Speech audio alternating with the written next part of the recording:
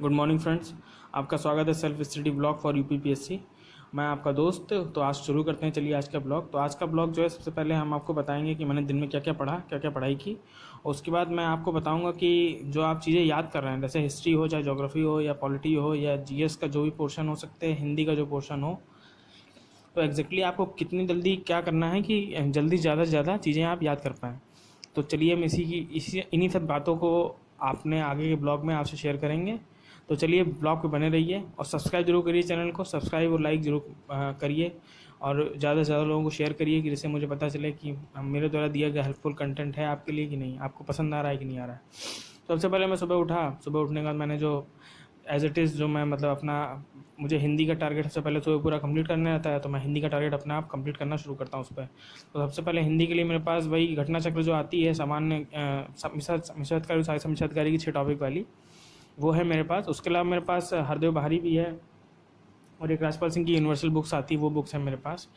तो मेरे पास 3 बुकें पर बैठा अभी मैं जो हमारा समीक्षाधिकारी वाली जो अपनी घटना चक्र है उसको मैं लेके चल रहा हूँ इस समय। तो सबसे पहले वो घटना चक्र मैंने पढ़ी अपनी। घटना चक्र से मैं क्या कर रहा हूँ, जैसे मैंने पर्यायवाची पढ़ रहा हूँ इस समय। तो पर्यायवाची में क्या है कि मेरे नोट्स जो हैं वो पर्यायवाची के जब कंप्लीट हो जाए, मतलब कंप्लीट इन द सेंस कि जो क्वेश्चन मुझे पर्यायवाची के मतलब प्रीवियस ईयर के हैं जो मुझे नए लग रहे हैं, उनको मैं एक जगह नोट डाउन कर ले रहा हूँ। जैसे नोट डाउन करने पे क्या है, रिवीजन करने में मुझे आसानी होगी। तो रिवीजन करने में आसानी होगी, प्लस उनको जब मन किया 2 पन्ने उठाए, पढ़ लिए, छोड़ दिए।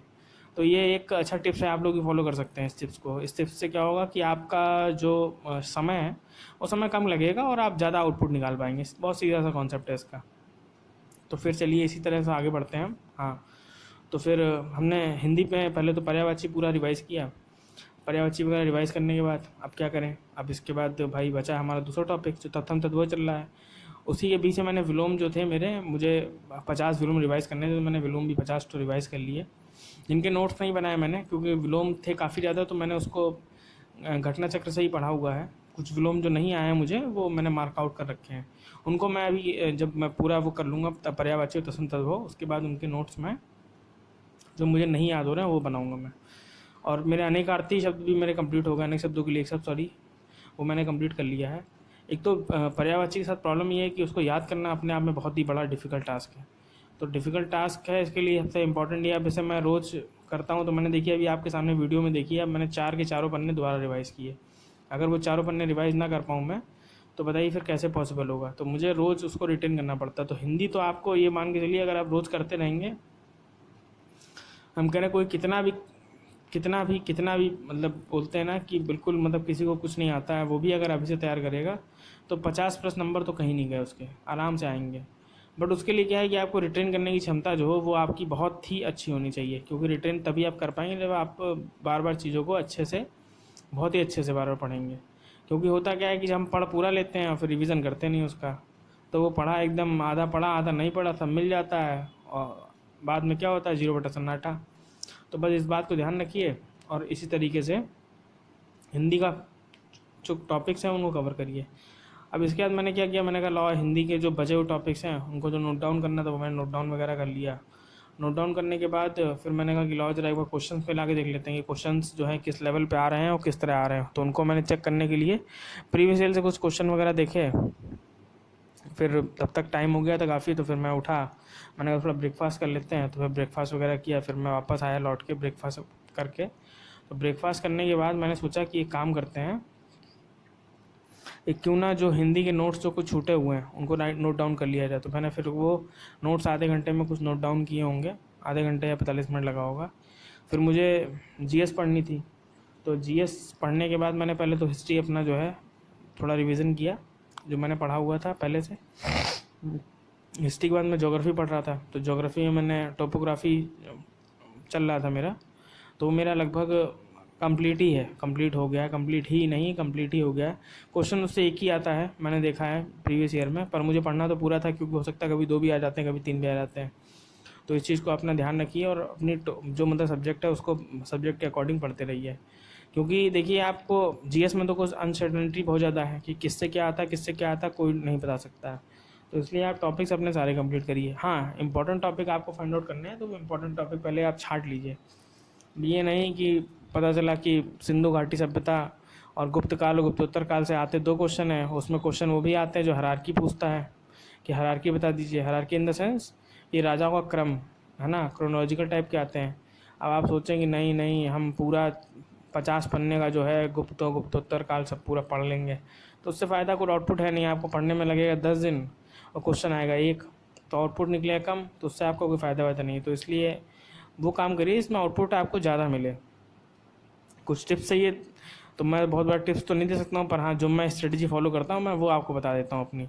तो आप चाहें तो उसको ही फॉलो कर सकते हैं, या तो अब आपकी अपनी स्ट्रेटजी रहेगी तो बहुत ज़्यादा बेटर होगा। वो स्ट्रेटजी आप फॉलो करेंगे, पर उसके लिए भी ये है कि स्ट्रेटजी आप अपने आप फॉलो करेंगे पर स्ट्रेटजी बनती नहीं है किसी की। तो उसके लिए क्या है कि आप वीडियोज़ देख लीजिए, उससे आपको जो समझ में है उसको आप पिक कर लीजिए, उसके हिसाब से काम करिए।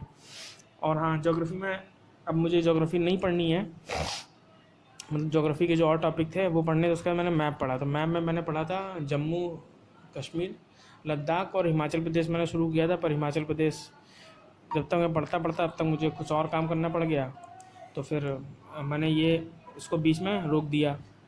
बट मैं कल से सोच रहा हूँ कि मैप जो है लगभग टॉपिक्स मैप के मैं कवर करूँगा, क्योंकि मैप भी बहुत इंपॉर्टेंट सब्जेक्ट है। मैप से क्वेश्चन ज़्यादा ही आते हैं। ज्योग्राफी एग्जैक्टली पूछी जाती ही मैप से है समीक्षा अधिकारी में।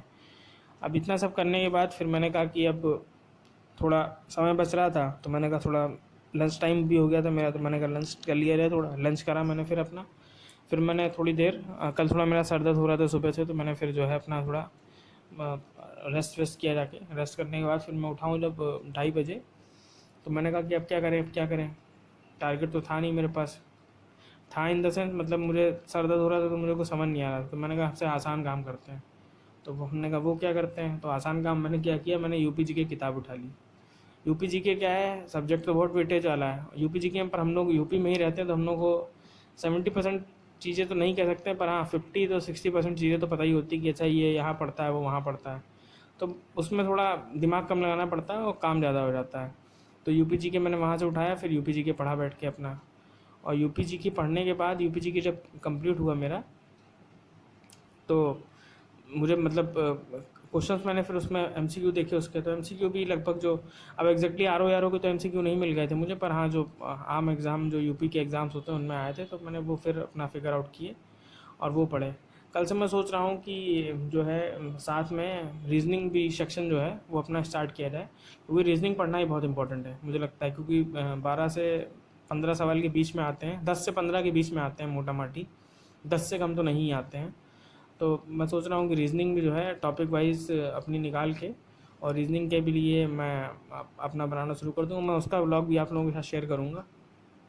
हो सकता है कल से शुरू कर दूँ, हो सकता है परसों से, मंडे से, क्योंकि कल फ्राइडे है, तो फ्राइडे को ये आपका ये वीडियो तो आपको फ्राइडे को ही मिलेगा, कोई थर्सडे का होगा। तो हो सकता है अगर फ्राइडे को नहीं होगा तो फिर मंडे से होगा, क्योंकि सैटरडे और संडे मेरा रिवीजन वर्क रहता है, तो रिवीजन करूँगा मैं। बट ये है कि ठीक है चल रहा है अपना, और आप लोग भी मतलब इस तरह तैयार करिए और तैयारी करते रहेंगे तो आपको एक ना एक दिन कॉन्फिडेंस धीरे धीरे आता जाएगा। कॉन्फिडेंस आएगा तो फिर आप पेपर अपने आप, चीज़ें अब याद रहती हैं तो आदमी अपने आप कॉन्फिडेंट रहता है, इसके लिए कोई शक की बात नहीं है। और थोड़ा सब्सक्राइब करिए चैनल को, आप लोग सब्सक्राइब नहीं कर रहे हैं। सब्सक्राइब करने से, मैं इसलिए सब्सक्राइब नहीं करवा रहा हूँ कि आप सब्सक्राइब करेंगे तो मुझसे द्वारा कोई अगर टिप्स दे रहा हूँ मैं आपको, अगर वो आपके लिए हेल्पफुल है तो आपको पहुँच जाएगी वो, इसलिए मैं सब्सक्राइब आप लोग करिए इस चैनल को, और थोड़ा लोगों को शेयर भी करिए अगर आपको पसंद आ रहा है कुछ अगर। और बस ऐसे ही स्टडी ब्लॉग है, ये समझ लीजिए कि ये स्टडी ब्लॉग एक तरीके से समीक्षा अधिकारी की तैयारी के लिए एक वो रास्ता है जो मुझे वहाँ तक ले जाएगा। और आप लोगों का साथ भी इसमें बहुत अच्छे से, आप लोग मुझे बहुत अच्छे सपोर्ट कर रहे हैं बहरहाल, है ना, बहुत अच्छा आप लोगों ने सपोर्ट किया, मैंने अभी पिछले दिनों में देखा। तो बस thank you so much blog देखने के लिए, और ऐसे ही बने रहिए, लाइक शेयर सब्सक्राइब जरूर करिएगा। Thank you so much, bye.